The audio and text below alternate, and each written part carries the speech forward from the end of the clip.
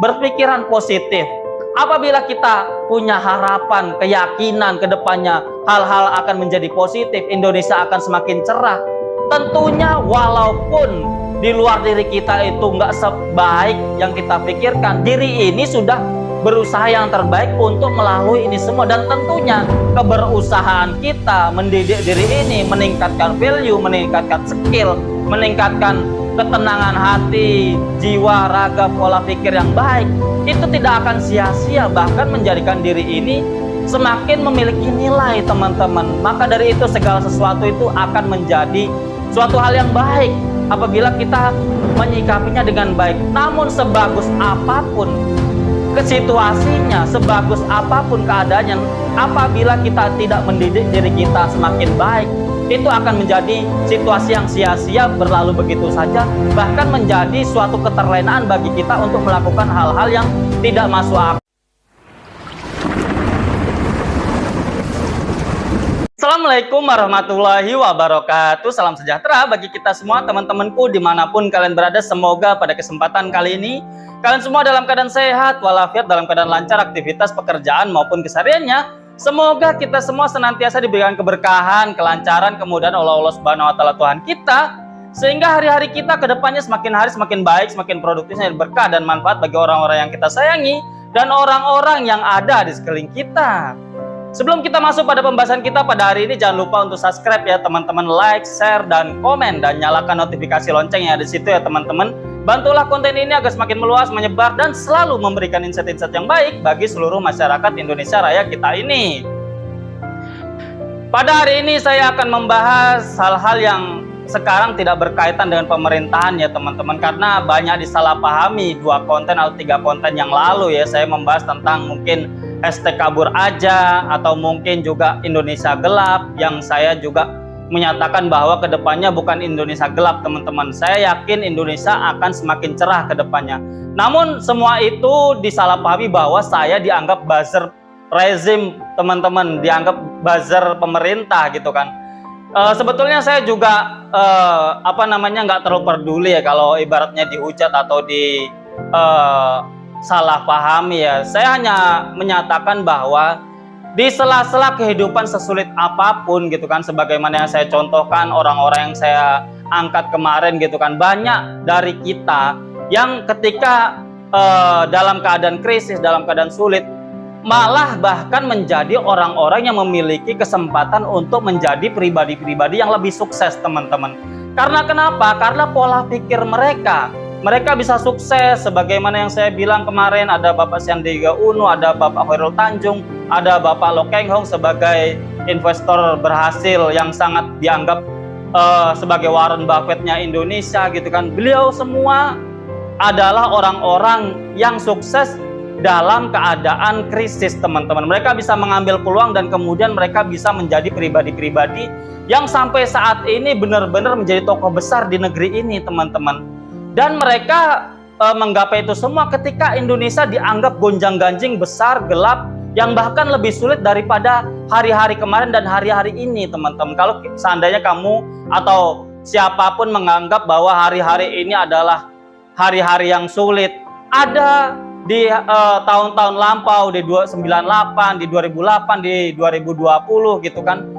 Kita semua pasti, kamu yang sudah mengalami itu tahu betapa gonjang-ganjingnya, betapa sangat menakutkannya masa-masa itu. Namun ada orang-orang yang bisa berhasil melewati itu semua, bahkan melompat lebih tinggi karena mereka menggenggam peluang, karena mereka memiliki insight yang baik atau memiliki pola pikir yang positif lah. Maksud saya mengajak kita, saya pribadi dan kamu semua untuk berusaha menjadi pribadi-pribadi yang berpola pikir, yang open minded, yang baik teman-teman, sehingga kita bisa dalam keadaan sulit apapun tetap menjadi pribadi-pribadi yang lebih baik, yang bisa menggenggam peluang-peluang yang terbuka lebar ketika adanya kesulitan-kesulitan atau situasi kondisi yang tidak normal teman-teman. Namun pada hari ini saya tidak akan membahas hal-hal tersebut, namun saya akan mengajak, karena ini adalah bulan puasa gitu kan, selamat menunaikan ibadah puasa bagi kamu sekalian yang menjalankan ibadah puasa ya teman-teman. Semoga puasa kita benar-benar diterima dan semoga kita bisa menjalankan puasa ke depannya dengan lancar ya teman-teman. Maka dari itu kita bahas pada hari ini adalah bagaimana kita itu melawan rasa malas kita karena mungkin adanya ibadah puasa yang kemudian kita dibatasi dengan makanan dan minuman gitu kan.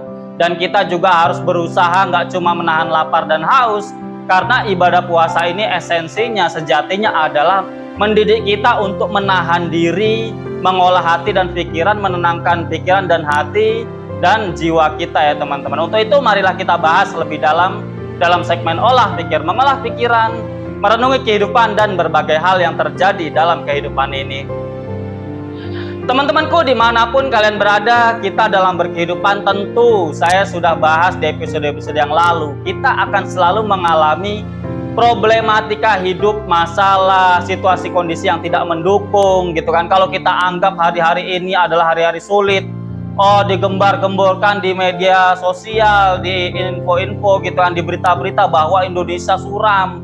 Banyak sekali demonstrasi kemarin-kemarin gitu kan, banyak sekali yang menentang ibaratnya itu program-program yang dibangun pemerintah karena dianggap menyusahkan masyarakat, mengurangi subsidi, menaikkan pajak, dianggap ibaratnya itu adalah suatu hal yang semakin menghimpit masyarakat di sela-sela ketidakpastian ekonomi, di sela-sela perang dagang Amerika dan China kemudian berimbas ke Indonesia dalam segi ekonomi, dalam segi perdagangan internasional gitu kan.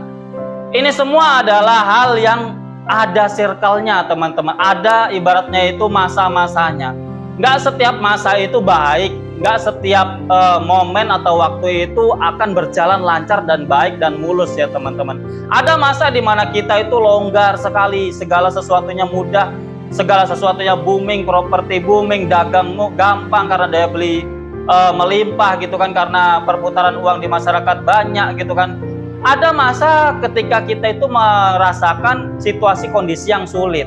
Nah ini harusnya menjadikan kita itu belajar dari pengalaman yang sudah-sudah yang telah kita lewati dalam kehidupan ini teman-teman.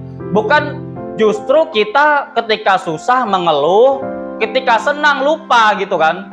Nah ini yang bahaya teman-teman. Kalau ibaratnya orang-orang Jawa dulu memiliki nasihat atau pepatah untuk generasi selanjutnya, kamu jadi orang itu yang eling lan waspodo. Jadi orang itu yang ibaratnya itu selalu ingat dan selalu waspada. Karena kenapa?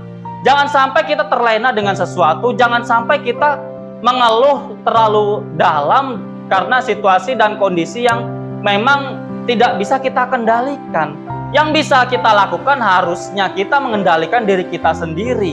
Kita ibaratnya itu mengontrol diri kita sendiri. Kita ibaratnya itu mendidik diri kita sendiri untuk menjadi pribadi-pribadi yang bagaimana kita itu bisa bertahan di segala situasi dan kondisi, dan bahkan bisa mengambil peluang-peluang di saat sulit-sulit itu teman-teman. Karena banyak sekali bahkan orang-orang yang sudah sukses itu sangat mengerti, orang-orang yang ibaratnya itu pengalaman dalam kehidupan atau mungkin berusaha menjalankan perekonomian dan lain sebagainya, sangat mengerti ketika ada krisis tentu ada peluang yang besar yang apabila itu diraih, kita atau dia atau siapapun bisa menjadi pribadi-pribadi yang melompat lebih tinggi lagi menuju kesejahteraan yang lebih besar lagi.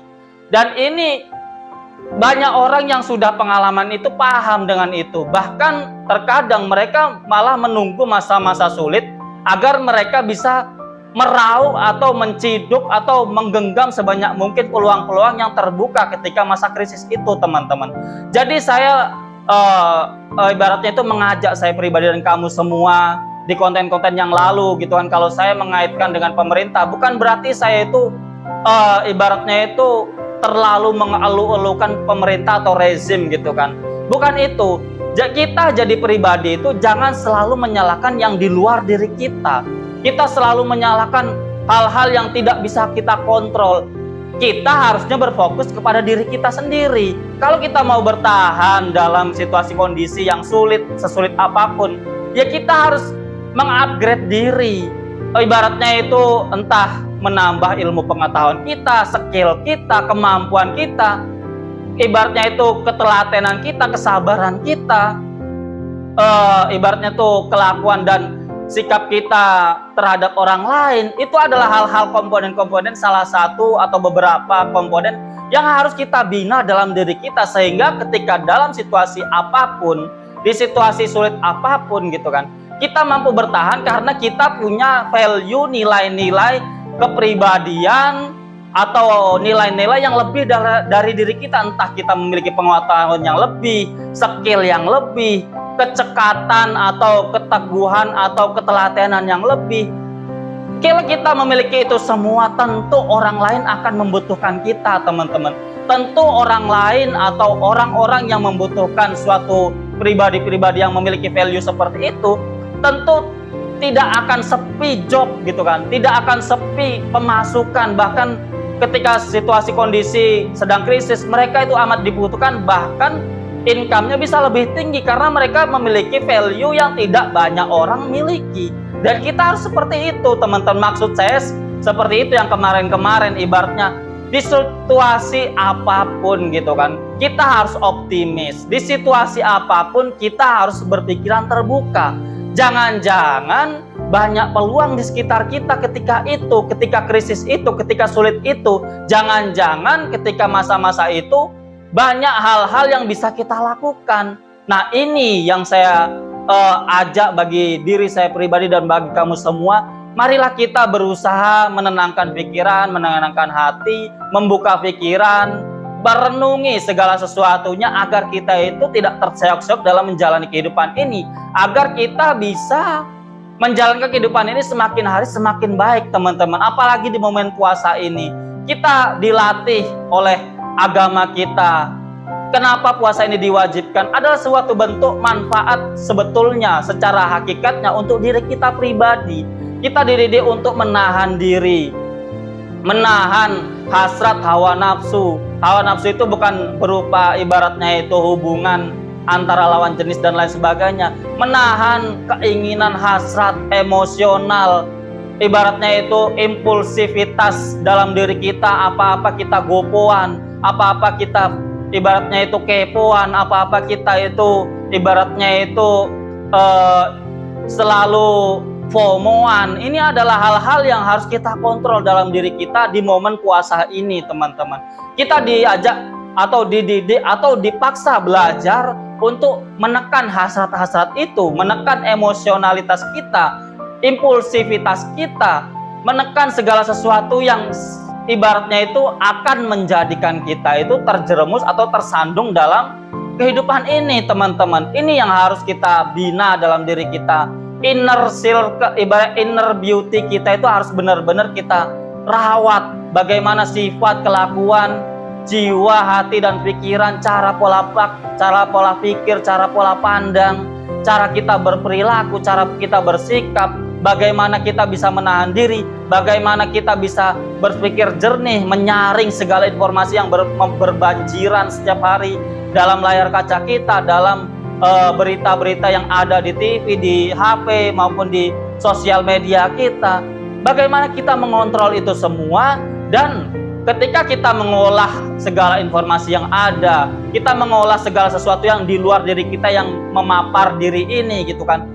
Ketika kita bisa mengolahnya dalam diri ini dengan baik, dengan ketenangan, dengan pikiran yang terbuka, dengan hati yang tenang, outputnya atau ibaratnya itu kelakuan kita atau segala sesuatu yang keluar dari kita itu akan lebih baik, teman-teman. Akan semakin produktif kita, akan semakin cekatan kita, akan semakin sabar, jujur, dan memiliki etos kerja kita. Akan semakin kita itu berpikiran cerdas, inovatif, inspiratif, dan kita itu tidak gampang menyalahkan keadaan. Kita memiliki ketangguhan karena kita mendidik diri ini, terutama di momen puasa ini. Jangan sampai kita lewatkan situasi kondisi ibadah kita ini dengan sia-sia, teman-teman.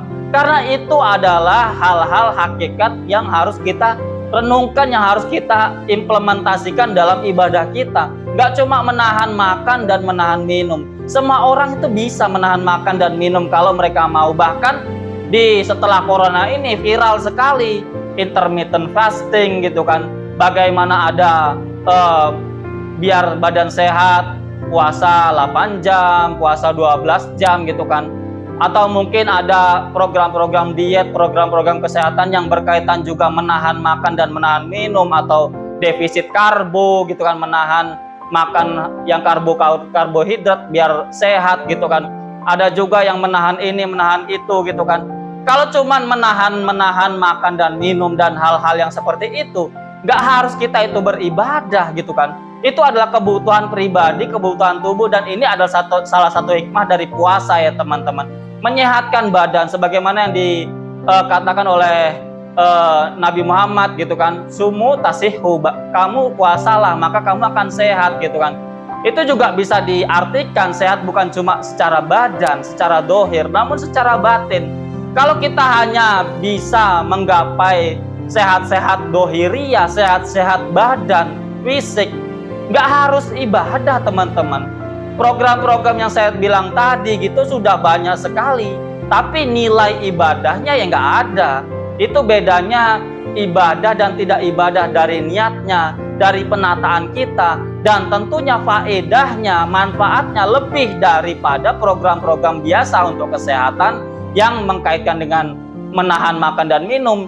Ibadah ini beda, lebih baik, bahkan kebaikannya itu berkali-kali lipat, karena menata kita itu untuk menahan diri, sabar, menahan hawa nafsu, tidak membicarakan orang, tidak hasut dengan orang, tidak iri dengki dengan orang, tidak kepo dengan ibaratnya itu kelakuan-kelakuan orang. Ibaratnya itu menahan diri untuk tidak ibaratnya itu melakukan hal-hal keburukan. Itu adalah hal yang sangat sehat sekali untuk jiwa, hati, dan pikiran kita, dan itu tentunya akan berimpak bagus dengan kesehatan fisik kita. Ini adalah salah satu sedikit hal yang harus kita pikirkan, yang harus kita renungi. Jangan sampai puasa kita yang kita lakukan hanya berlalu begitu saja tanpa faedah-faedah yang berkali lipat. Itu tadi diniati dengan baik, dengan niat baik. Latihan niat itu juga adalah suatu training, suatu latihan bagi kita bahwa segala sesuatunya itu harus di planning. Segala sesuatunya itu harus dimulai dengan pikiran, perasaan yang benar, kemudian dijalani juga dengan benar. Apabila segala sesuatunya itu dijalani dengan benar, tentu outputnya atau hasilnya yang keluar dari diri kita adalah sesuatu yang baik dan benar. Jadi itu teman-teman, betapa kita itu harus belajar dari apa yang kita lakukan, apa yang harus kita jalankan, dan hikmah-hikmah apa dari puasa ini yang harus kita maksimalkan, sehingga kita tidak gampang kagetan dengan situasi dan kondisi ya teman-teman. Terutama latihan bagi kita menahan diri, menenangkan diri, berpikir positif, berpikir produktif, berpikir ibaratnya itu terbuka dan mudah untuk wise, mudah untuk tenang, mudah untuk balance, mudah untuk ibaratnya itu seimbang pola pikir, hati, dan perasaan kita. Jangan dikit-dikit keadaan disalahkan, pemerintah disalahkan, kemudian ini itu disalahkan, semua orang yang ibaratnya buruk dengan kita disalahkan gitu kan. Kita salah-salahkan, akhirnya kita hanya sibuk dengan yang di luar diri kita, dan kita lupa dengan diri kita untuk kita itu mengupgrade diri, memperbaiki diri, menahan diri, mengolah diri ini agar semakin produktif, mengolah diri ini agar semakin memiliki value, memiliki nilai, memiliki hal-hal yang bisa berharga dan kemudian bisa dibutuhkan banyak orang. Kita akhirnya bisa lupa teman-teman kalau kita selalu memikirkan apa yang di luar diri kita, yang itu aslinya tidak bisa kita kontrol. Yang hanya bisa kita kontrol adalah diri kita sendiri. Bagaimana kita semakin hari semakin baik. Maksud saya seperti itu teman-teman. Kemarin saya mengajak kita semua diri ini untuk berpikiran positif. Apabila kita punya harapan, keyakinan ke depannya hal-hal akan menjadi positif, Indonesia akan semakin cerah. Tentunya walaupun di luar diri kita itu nggak sebaik yang kita pikirkan, diri ini sudah berusaha yang terbaik untuk melalui ini semua. Dan tentunya keberusahaan kita mendidik diri ini, meningkatkan value, meningkatkan skill, meningkatkan ketenangan hati, jiwa, raga, pola pikir yang baik, itu tidak akan sia-sia, bahkan menjadikan diri ini semakin memiliki nilai, teman-teman. Maka dari itu segala sesuatu itu akan menjadi suatu hal yang baik apabila kita menyikapinya dengan baik. Namun sebagus apapun situasinya, sebagus apapun keadaannya, apabila kita tidak mendidik diri kita semakin baik, itu akan menjadi situasi yang sia-sia, berlalu begitu saja, bahkan menjadi suatu keterlenaan bagi kita untuk melakukan hal-hal yang tidak masuk akal, yang menjadikan diri kita itu menjadi memiliki banyak masalah, karena kita terlena dengan suatu hal yang bagi kita itu nyaman, bagi kita itu baik, namun kita tidak berhati-hati, tidak eling, tidak waspada. Akhirnya kita terlena dengan itu, kesandung ini itu, kemudian kita bisa jatuh sendiri, rugi sendiri, dan kita bisa menjadi pribadi-pribadi yang tidak semakin hari bukannya semakin berkembang, malah semakin hari semakin buruk, teman-teman. Karena selalu menyalahkan, selalu berburuk sangka, selalu tidak tenang dalam menjalani kehidupan. Jadi itu, teman-teman, mungkin ini panjang lebar. Saya berharap saya pribadi dan kamu semua mengikuti channel ini ada faedahnya, teman-teman. Saya mengajak bahwa kita semua itu harus berpikiran positif. Situasi kondisi sesulit apapun mesti ada positifnya yang bisa kita ambil, peluangnya yang bisa kita ambil. Dan apabila kita sudah mulai mampu membaca hal-hal tersebut, peluang-peluang dan kepositifan tersebut dalam situasi kondisi apapun, kita akan menjadi pribadi-pribadi yang semakin hari semakin baik, semakin sejahtera, semakin bahagia dalam menjalani kehidupan ini. Jadi itu, teman-teman, terima kasih atas segala perhatian. Kurang lebihnya saya mohon maaf. Tetap semangat, tetap optimis, positive thinking atas segala kehidupan. Berhati-hatilah dalam menjalani kehidupan ini. See you next video. Bye-bye. Wassalamualaikum warahmatullahi wabarakatuh.